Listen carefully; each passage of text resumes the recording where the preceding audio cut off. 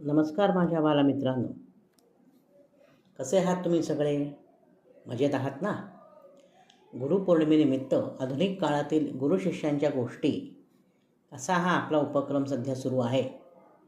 तर या उपक्रमांतर्गत आपण एक छानशी गोष्ट पाहूया. ही गोष्टसुद्धा वादन क्षेत्रातील गुरुशिष्य यांच्याविषयीची आहे. आपल्याला सतार माहिती आहे सगळ्यांना? सतार वाजवतात बघा, हातात वीणेसारखी दिसते ती. फार सुंदर वाजवते सतार. सूर किती सुंदर असतात. तंबोऱ्यासारखा प्रकार असतो सतार म्हणजे. आपण पहा, गुगलवर तुम्हाला चित्र पाहायला मिळेल, तुम्हाला सतार ऐकायलाही मिळेल. तर उत्कृष्ट सतार वाजवणारे कोण आहेत? वादक आघाडीचे जगदविख्यात पंडित रविशंकर. आपल्याला माहिती आहे, रविशंकर हे उत्तम सतार वादक आहेत.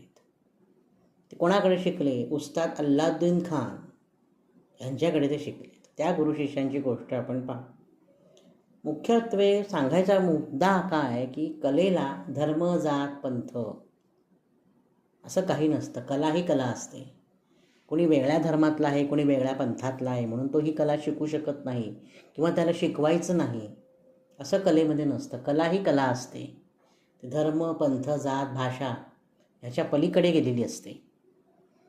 तर उस्ताद अल्लाउद्दीन खान यांना सर्वजण बाबा असं म्हणायचं. मैहर घराण्याचे अत्यंत कडक आणि शिस्तप्रिय गुरु होते बाबा, म्हणजे उस्ताद अल्लाउद्दीन खान. पंडित रविशंकर जेव्हा त्यांच्याकडे शिकायला गेले तेव्हा रविशंकर हे आपल्या भावाच्या नृत्यपथकात होते. नृत्यपथक माहिती आहे ना आपल्याला? नृत्यपथक असतं, विविध ठिकाणी जाऊन नृत्य करतात.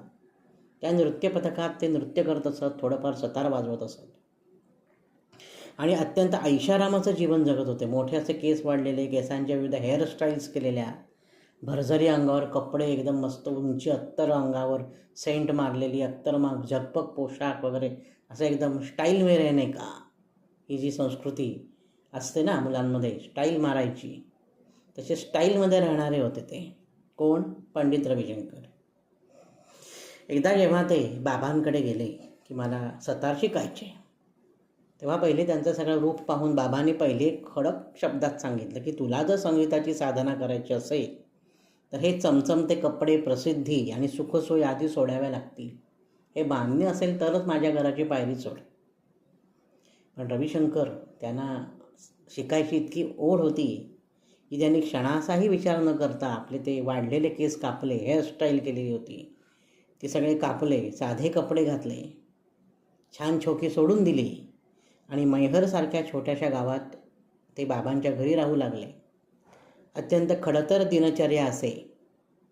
सकाळी उठायचं लवकर, प्रॅक्टिस करायची, रियाज करायचा, बाबांनी सांगितलेली कामं करायची. गुरुकुल पद्धत जी आपण म्हणतो ती त्यावेळी अस्तित्वात होती. एक 50-60 वर्षापूर्वीची गोष्ट असेल. आणि मग त्या बाबांचं शिकवणं इतकं कडक असायचं की सतार वाजवताना काही चुकलं किंवा काही गडबड झाली तर ते रागाच्या भरात आपल्या शिष्यानं बांधून सुद्धा ठेवायचे. एवढे कडक होते ते. कसं येत नाही तुला? ह्याच कडक शिस्तीने जगाला पंडित रविशंकर यांच्यासारखा प्रसिद्ध सतार वादक दिला. गस नाही झाली ही सगळी मंडळी एवढी प्रसिद्ध, जगप्रसिद्ध. त्याच्यामागे शिकण्यासाठी त्यांची धडपड, त्यांची गुरूंवरची निष्ठा, त्यांच्या विद्येवरची निष्ठा, त्यांच्या कलेवरची निष्ठा, हे सगळं महत्त्वाचं आहे. आतासारखं नाही आहे 4 गाणी काराओकेवर म्हटल्याने जाऊन प्रोग्राम केला, मग 4 यमक जुळवले आणि तो ज्येष्ठ कवी झाला, असं नसतं.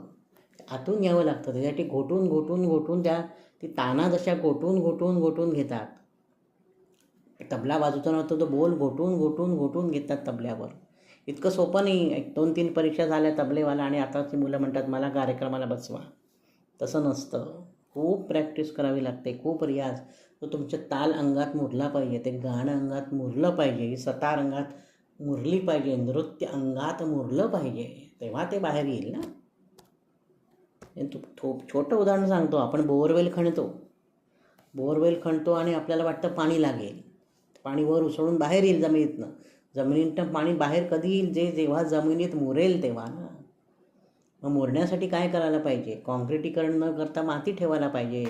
त्या मातीची निगा राखली पाहिजे, जमिनीची निगा राखली पाहिजे, तर त्या जमिनीत पाणी मुरेल, मातीत पाणी मुरेल आणि मग ते बोरवेल खणल्यानंतर पुन्हा आपल्याला वापरता येईल. साधी गोष्ट आहे.